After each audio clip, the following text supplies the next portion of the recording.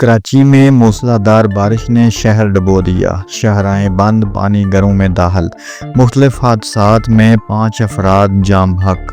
کراچی میں منگل کی صبح سے وقفے سے موسلادھار بارش کا سلسلہ جاری ہے، جس کے باعث شہر میں اربن فلڈنگ کی صورتحال پیدا ہو چکی ہے۔ نشیبی علاقے زیر آب آ گئے ہیں اور کئی علاقوں میں قائد آباد، لانڈی، ملیر، گلشن حدید، لیاقت آباد، سیوا نیریا اور دیگر علاقوں میں پانی گھروں میں داخل ہو گیا ہے، جبکہ شاہراہ فیصل، آئی چندریکر روڈ، MR کیانی روڈ سمیت شہر کی بیشتر شاہراہیں تالاب کا منظر پیش کر رہی ہیں۔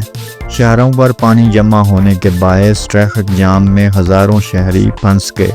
کراچی میں موسلادھار بارش کا سلسلہ جاری ہے اور محکمہ موسمیات نے شہر قائد میں آئندہ 2 روز بارش کے حوالے سے اہم قرار دیے ہیں۔